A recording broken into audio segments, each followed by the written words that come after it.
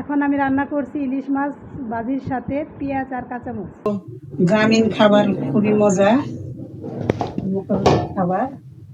প্রথমে আমি কড়াইতে সরষের তেল দিয়ে দিলাম, তারপরে মরিচের গুঁড়া, হলুদের গুঁড়া, ধনিয়ার গুঁড়া, লবণ লবণ দিয়ে তারপর তেলটা গরম হলে মাছটা ভেজে নেব। ইলিশ মাছের স্বাদ অসাধারণ, সবাই জানে, তারপরেও ভাবলাম আজকে একটু ভিডিও করে বিভিন্ন প্রকার রান্না করবো, বেশ কিছু গ্রামীণ খাবার।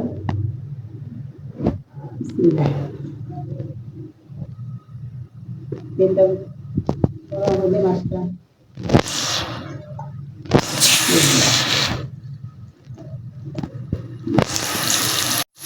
এখন মাছটা আস্তে করে উঠিয়ে দিব। ইলিশ মাছ নরম, আস্তে আস্তে আস্তে হবে। সরষের তেল দিয়ে রান্না করলে মাছের স্বাদটা অসাধারণ হয়।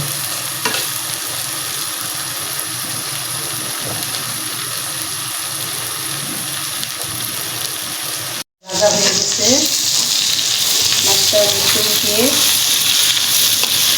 পাল্টে কিছুক্ষণ পরে নামিয়ে নেব।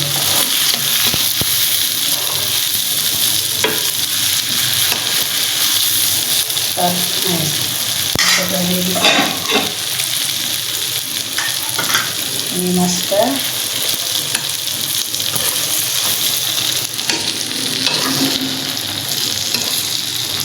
ইলিশ মাছটা পেঁয়াজের সাথে ভাজি খেলে খুবই ভালো লাগে আমার কাছে।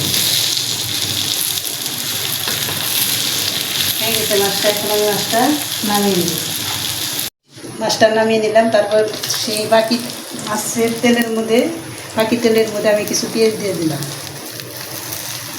তারপর কিছু কাঁচামরিচ, একটু লবণ দিয়ে পেঁয়াজটা ভালো করে ভেজে নিতে হবে।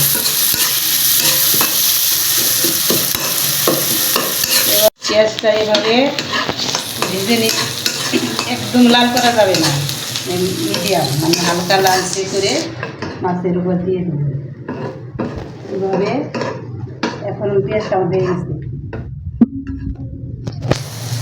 এখন এই পেঁয়াজটা আর ইলিশ মাছ দিয়ে ভাত খেয়ে দেখবেন কত মজা।